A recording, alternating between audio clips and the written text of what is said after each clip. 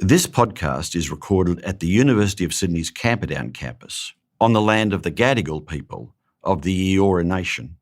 They've been discovering and sharing knowledge here for tens of thousands of years. I pay my respects to elders past and present, and extend that respect to all Aboriginal and Torres Strait Islander people.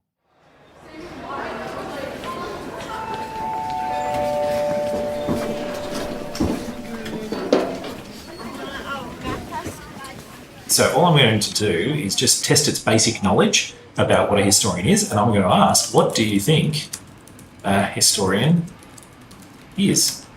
History teacher Matt Esterman is with his Year 12 students at Our Lady of Mercy College in Parramatta. And let's see what it comes up with. So it's thinking, and it's doing a little bit of web searching. He's teaching them how to use the artificial intelligence platform Copilot. And it's come up with a historian is a person who studies and writes about the past, delving into historical records, events and developments. What I like about Copilot is it does give you where it's getting its information from, knowing that the first one's Wikipedia, so we've got to be aware of that. I think that it reflects like an approximate perspective, which is of course what AI typically gathers. So it's a pretty surface level, uncontroversial perspective.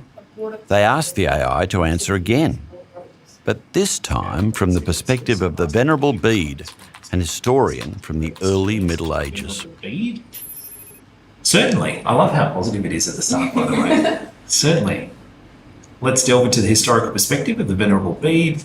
So it's giving us a bit of an analysis of Bede.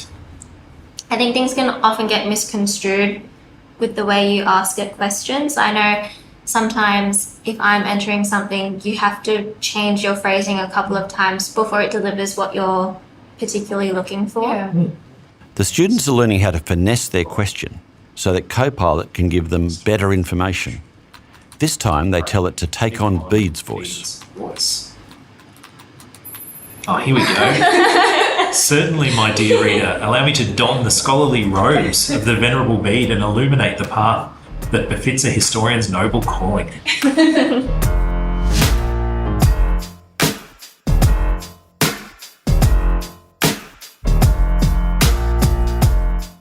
I'm old enough to remember the rise of the pocket calculator. What a thrilling device it was. Plus and minus, divide and multiply, and for a couple of $100, it could be yours. During my school days, the full scandal of the pocket calculator erupted.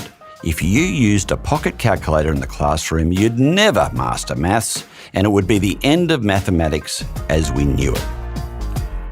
Well, we became used to that technology and comfortable then with computers at school.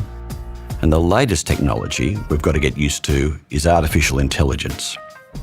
AI is causing concern, and there are risks. But just like in Matt Esterman's classroom, AI can also transform how we teach and learn for the better. So how do we get this right? I'm Mark Scott, the Vice-Chancellor of the University of Sydney. On The Solutionists, you get to hear from all sorts of incredible minds, the people unpacking the greatest challenges of our time, the people making change happen. Danny Liu works in the Educational Innovation team at the University of Sydney. He describes himself as a programmer by night, a researcher by day, and an educator at heart. So, Danny, what's the biggest misconception about AI and education? A lot of people see AI as the next kind of technology, and it really is next technology, but they seem to have a perception that it's just like Google, it's a database, as opposed to like a neural network, which it actually is under the surface. And I'm going to do a great disservice to both neuroscientists and computer scientists here, because I'm neither of those, but here's my understanding of how a neural network works in terms of how these modern AIs operate. So these modern AIs are based around this thing called an artificial neural network. And interestingly enough, they were developed many years ago in order to study the human brain and how the human brain works. In our brains, we have neurons. We have biological neural networks with neurons connected to other neurons. And it's a very similar thing in AI too. We have artificial neurons connected to other artificial neurons too. With AI or these modern AIs, what's actually happening is your prompt is being transformed into a actual response, much like our brain would transform a question into an answer. And so a lot of people say that one of the main problems with these AIs is something called hallucination, which means they make up stuff. And it's a really interesting point because these AIs are built to make up stuff. And that's what makes them so powerful now. It does make them a bit tricky to use because often we rely on computers to give us factual information. Yeah. Exactly. And it feels weird that a computer system is not able to be authoritative like that. But the very nature of how these artificial brains work is that they do make things up as they go, but because they've had massive amounts of training data feed into how these neurons connect to each other, there's actually a lot of quote-unquote knowledge baked into that network. It took us all a while to just understand the power of online search, the power of Google. How is the new AI experience different to search as we've come to understand it? I'll give you an example that I use with my kids. So they're going to year 2 this year. Last year they have news, and one of the news items was tell us about your favorite animal.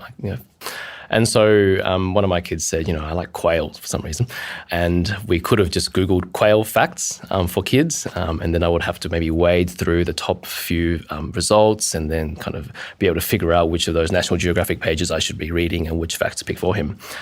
But instead what we did was we opened up ChatGPT and I got him, he's practicing typing, to type in, quail facts for first grader. And then the GPT was able to give us, 10 really interesting facts. Quails are small birds, about the size of a grown-up's hand. They like to stay on the ground. They're good at running, but can also fly for short distances. He wasn't quite satisfied with those facts, and so he said to ChatGPT, what are the best facts about quail? Baby quails grow rapidly, and within a few weeks, they are ready to explore and find food on their own. And because these facts are things that are not, third-year university level facts, they're just generalist facts, which the neural network is able to know quite well. We could trust this. And it's also able to have those conversations with my son saying, well, what do you mean by best fact? What is best? Here are some facts, but what do you mean by best? So that conversational interface, the ability to actually understand what the human intends out of the question is really powerful. So it's tailored and iterative in the conversation that takes place even with your child. So with the conversation you have with AI, the AI is in that same conversation, it's learning from your previous conversational turns. And because it's able to say, your first question was this, then your second question was this, I see where you're going. It's able to lead you in a particular direction. And then it gives you a couple of options down the bottom as well, like what inspired Bede to become a historian? How do people view history in Bede's time? That's actually a really interesting question. I'm going to click that one just for my own sake. How did people view history in Bede's time? That's actually what I like, how it has almost this stream of consciousness, the AI, how when you ask a question and you ask another question, it follows on. Yeah. So it remembers. It remembers. It's got working memory at least. Yeah, I know because once I entered in a different prompt, but I forgot to refresh it and it got a little bit confused. Yep. And look, it's giving you some references there as well, yet their echoes faded in Bede's shadow. So other historians that we kind of ignore because Bede was so dominant. Okay, there you go. Oh, look, and even more emojis, an hourglass, a star. Isn't that lovely? When we think about education, we often think about needing to be right, the authority that comes with teaching. You talk a little bit about how AI might change how teachers work, and are you using AI in your classrooms? The question that we often ask teachers when we speak with them is, if you had a clone of yourself, what would you ask that clone to do? We often go through and say, if only I had a clone, then I would get the clone to do X. And so for teachers, that clone might be, for example, I would love an entity to be working next to my students 24/7 to give them feedback on an assignment. I would love that entity to be able to role play with the students. So if the student is practicing for their next clinical placement or their next teaching placement, maybe role play there. I would love for that entity to help me give better feedback to my students. I would love that entity to help my students ask better questions. And so I think with this new generation of AI, because it can operate in such a multidimensional, human-like way, there's an increased ability for teachers now to actually command the AI to do these things for them. What do your students think about using AI in their learning? Some students are very into the AI, and so maybe 10% of the students are very into the AI, and they can teach us a lot of things about how to use it. The vast majority are waiting for us to maybe set some guardrails and guide them, and there's a minority who haven't never really experienced it before. And what they're saying to us is they know it's part of their future, and they want the university, their teachers, to help them grasp what this means for them, how to use it productively and responsibly, and then how to apply it to not just their study, but more importantly for their future once they leave us. So students are really aware that this is going to be part of everyone's future, and they really need us to respond. Back in the classroom, high school student Sophie is using AI to get a jump start on research. I find it's really good to help put the thoughts that I have in my head. I type it into an AI tool and it will give me a layout or a summary of information, which then makes it really easy for me to then go out and do my own research based on the summary or the topic sentences or the ideas it's provided for me. Well, Ariana uses it to structure her thoughts. Sometimes I will plug in the information I've gathered, the general outline, and ask it to construct a paragraph. I will generally have to retype pretty much the entire thing anyway. The idea is to give me a skeleton structure so that I don't get caught up in breaking down the information, which has already been gathered. I do have a central thesis, but at that point where I could get overwhelmed, AI can help me figure out a direction to go in. As tools like AI become more prevalent, I think there's an argument that says what our graduates will need to be doing is exhibiting the human traits, and the human attributes become more important as the machines can do more and more. What are some human traits that you think AI can potentially enhance? I was speaking with a journalism student last year. She was interviewing me, ironically, about AI, and at the end, I got to ask her a few questions. And I asked her, as a journalism student who's about to graduate, are you afraid of what AI means for your career? And without missing a beat, she said, no, I'm not, because journalism is not about writing. It's about relationships, and it's about people and connections. And that really struck me because this student had the answer to that question, in that what we are trying to develop in our students is not so much, head knowledge, but it's the ability to work in and lead society. AI could take some of the writing away from her, some of the drafting perhaps, but then it would then free up more of her time in order to go talk to sources, to build relationships with families, and to actually inject the human into her work. Really, I think it's what humans have rather than what AI doesn't have that makes a human perspective so important. It's the distinct humor, the concise, put-together narrative humans can create that makes it outshine AI. Because while AI is competent, it will inherently not have what a human quality brings to writing.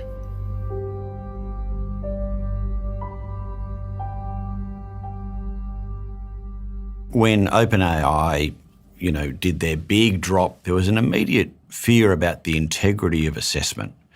Would this tool allow many students, particularly when they're doing essays and assignments, have the machine do the work rather than do the work themselves? And what does that mean about assessing the integrity of learning?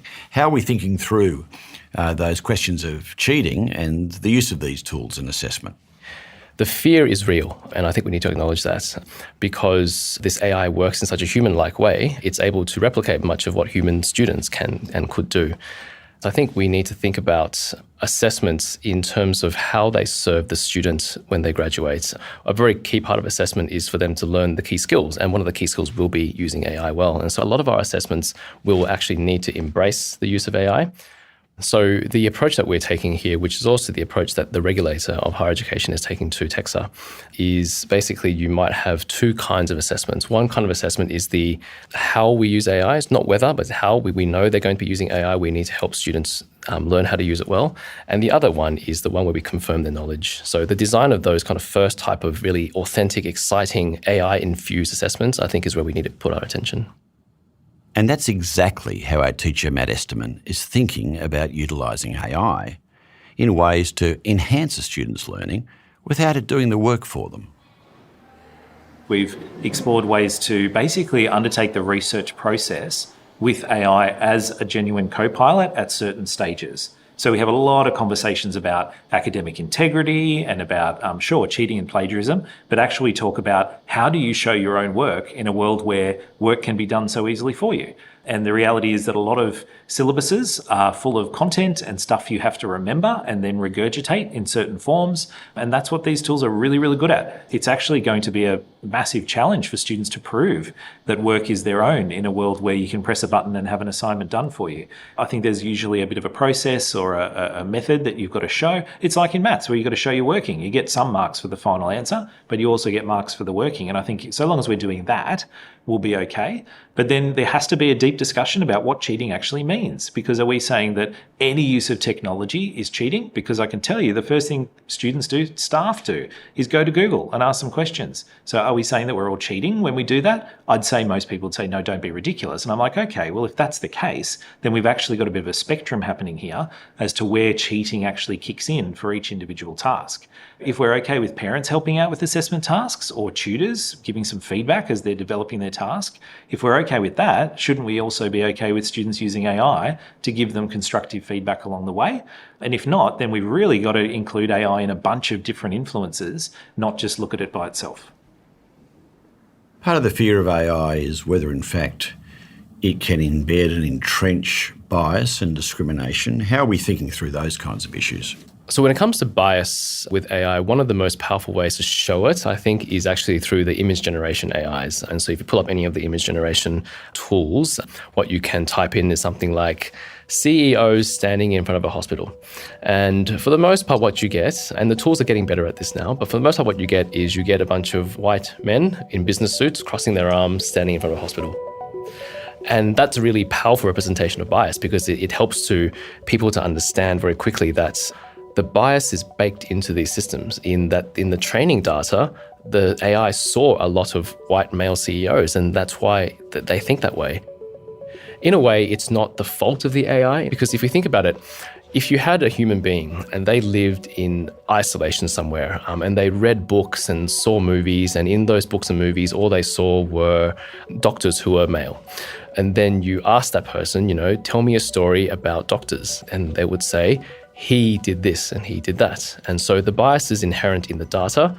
So I think it is upon us as educators to help our students understand this and understand the limitations of the AI, not just in terms of the bias, but also the environmental impacts, the privacy implications, the legal implications, copyright implications, all those things. It's often struck me that it's relatively easy to assess a student to find out what they know and what they don't know. What's very, very hard is to understand why they don't know something. And, if you're giving children in primary school a maths test, half of them might get the question wrong, but the reason why they got that question wrong, that could be as different as every child in the classroom. How does AI help give us insight into that question? Not just whether you know or you don't know it, but why mightn't you know it? Because that strikes me often as the holy grail of assessment. So if we take a step back from the assessment and think about the learning that happens in a classroom situation, for example, or at home before the student hits the assessment, we can picture a near future where perhaps AI is working with the student in order to quiz the students, to support them through Socratic dialogue, to support them asking questions or asking the right questions. In those situations, the AI acts kind of like a personal tutor, but importantly, it's not acting as the only tutor. The teacher is still in control of that personal tutor and might do things like, tell me the top 10 things that this student is getting wrong. So that means the next time I'm with them in class, or I can come up to their desk and say, hey, these are the 2 misconceptions that you seem to be working on, and let me help you with them. And so the idea is before they even hit the assessment, to try and understand their misunderstandings while we can still help. So that means that before an assessment is done, it's almost like a pre-screening diagnostic that can take place to help teachers provide individual learning or remediation for students whilst questions are being done. This could be quite transformational for learning at a fundamental level in schooling, shouldn't it? I can picture a classroom in the future where perhaps students are working in groups. You have 30, 40 students in a tutorial, perhaps, and you have one teacher who's got 50 minutes to work with all these students. And you have maybe pairs of students each interacting with an AI, and this AI is supporting that teacher to teach. Maybe the AI is asking students pressing questions, trying to unpick their misconceptions, trying to engage them in some dialogue to help them go deeper into their knowledge. And so the teacher then might be able to go around while the students are interacting with the AI and ask the AI, what are the things that the students getting confused about? How can I help as a teacher? And then the AI, being able to look at the conversation history, is able to then say, okay, these are the top 2 things, help your students with this. You've talked about your children and how you've used OpenAI with them to help advance their learning, and you're clearly very comfortable around the technology. Are you worried that an inevitable outcome is that students will spend more and more time in education engaging not in a classroom with each other, but with a faceless machine? It's a very valid concern. I was speaking to a couple of students towards the end of last year, and I asked them, what does AI mean to you? You're about to graduate. What are you afraid of? What does it mean for you? And they said to me, quite interestingly, we're the last generation of students who can genuinely, hand to heart, say we don't need AI to succeed. And it's an interesting thought because as we think about how AI infuses or potentially infuses our classrooms, we envisage situations where perhaps students might be interacting with AI tutors. But I think what we need to make sure that we do is we need to make sure our face-to-face live classrooms are full of human interaction. Some of the things that I think about, I have a bunch of, being a teacher, alliteration works for me, and so a bunch of C starting words, the ideas around kind of community, connection, care. I think those are the main things that we need to focus on while we're in front of students and with students. And if the AI can support us in a small way to do that, then that's good. But we really should, like you say, spend most of the time that we have with students. Are the teachers that you're meeting, are they excited by the opportunities of AI, or are they daunted? I think the teachers are rightly daunted because it's another new technology they need to learn, and it's this thing that is moving so fast that it's almost impossible to keep up. I read Twitter and LinkedIn every day, and I struggle to keep up with everything.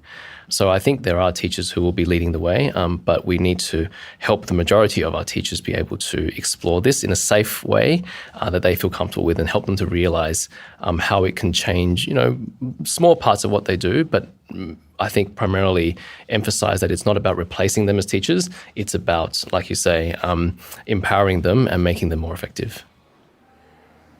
There's very sensible, smart, strategic thinking going on around AI at the moment. There are people really pushing the boundaries and breaking genuinely new ground about what curriculum development and the development of teachers might look like. We've got to experiment. We've got to push the boundaries, and it will be jagged and lumpy and inconsistent across different individuals and groups and systems. But we've still got to try, because our students are in this world. They're not just graduating into the world. They're in the world that is now being more and more infused with AI. And we have to do our bit to increase their literacy around it, increase their awareness about what it can and can't do, and help them gain the assistance they need. This is The Solutionists, and I'm Mark Scott, the Vice-Chancellor of the University of Sydney. Danny Liu works at the forefront of AI and education here at the university. You also heard from Matt Esterman, who teaches history at Our Lady of Mercy College in Parramatta, and 2 of his students. I'm Sophie. I'm currently in Year 12. At the moment, I'm most interested in allied health or medicine. However, my dad's a lawyer, and so I have one eye on law just to see how that would pan out. I'm Mariana, and I am also working with extension history. So when I leave school, I actually plan on moving into conservation of artifacts at a museum. So my work will continue to be linked with history as time goes on. Those girls going places. I hope to see them around here at the University of Sydney. Back in my school days, I could have never predicted that a maths teacher could be an international sensation with millions of fans. Eddie Wu was another pioneer of modern education, and he shared some of his teaching secrets with me. I realised that a great teacher isn't so much someone who knows all the answers, but is someone who knows how to ask the right questions. Scroll back in your podcast feed to find that episode of The Solutionists, and don't forget to hit follow too. We have some great conversations coming up, including a chat with Alistair Campbell, former Press Secretary to UK Prime Minister Tony Blair. He has a pretty good podcast himself. He's going to take us inside number 10 Downing Street at some critical times in history. So my pager went off and it said something like car crash in Paris, Dodie dead, Diana seriously injured, this is not a joke. Make sure you're following The Solutionists so you don't miss that episode. The Solutionists is a podcast from the University of Sydney, produced by Dead Set Studios. This episode was recorded at the Faculty of Arts and Social Sciences Media Room, and our thanks to the technical staff here.